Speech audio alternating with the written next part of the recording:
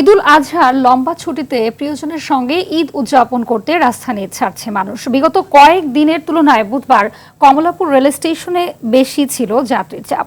সড়ক পথেও একই অবস্থা, তবে ভোগান্তি না থাকায় সবার চোখে মুখে ছিল স্বস্তির ছাপ। যানবাহন চলাচল স্বাভাবিক রাখতে কাজ করছে আইন শৃঙ্খলা বাহিনী। জি এম মাহমুদকে সঙ্গে নিয়ে দীপ্ত চন্দ্র পালের রিপোর্ট। ঈদুল আজহার আগে সরকারি কর্মকর্তা কর্মচারীদের শেষ কর্মদিবস বুধবার। বৃহস্পতিবার থেকে শুরু হচ্ছে টানা ছুটি।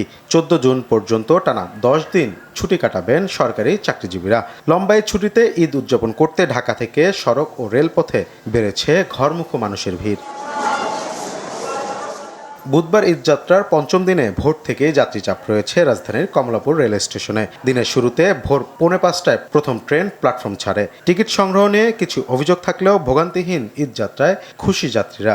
আমি আমার দাদু বাসায় যাচ্ছি। বাড়িতে যাব, অনেক ঘোরাঘুরি করব, আমাদের ফ্যামিলির সাথে আনন্দ করব। আমি মামার বাড়িতে যাচ্ছি। ভোগান্তি তো এখন পর্যন্ত নেই, তবে টিকিট পেতে ভোগান্তি হয়েছে। টিকিট আমরা অনলাইনে 100% দেওয়াতে ভেবেছিলাম ঘরে বসে সুবিধা হবে, কিন্তু ওইটা টিকিট মানে ঢোকার সাথে সাথে নাই।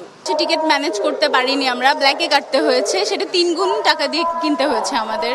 স্টেশন ম্যানেজার জানান, ঈদযাত্রা নির্বিঘ্ন করতে যাত্রী চাহিদা বিবেচনায় এবার 10টি বিশেষ ট্রেন যুক্ত করা হয়েছে। বুধবার মোট 63টি ট্রেন স্টেশন ছেড়ে যাবে। সকাল থেকে আমাদের ইতিমধ্যে 21টা ট্রেন ঢাকা স্টেশন ছেড়ে যায়।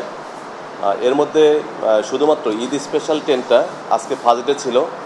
ইলেকট্রিক ডিআরএস এর কারণে ট্রেনটা 30 মিনিট বিলম্বে অর্থাৎ 10টায় ছেড়ে গেছে। ঈদযাত্রায় আমাদের যাত্রীদের সুবিধার্থে 10টি স্পেশাল ট্রেন পরিচালনা করা হচ্ছে। ট্রেনের মতো বাসেও ছিল কর্মজীবী মানুষের ভিড়। বাড়তি ভাড়া আদায়ের অভিযোগ ছাড়া স্বস্তির যাত্রা ছিল সড়ক পথে। 500 টাকা বলতেছে, ভাড়া নিতে ওরা 700 না 1000।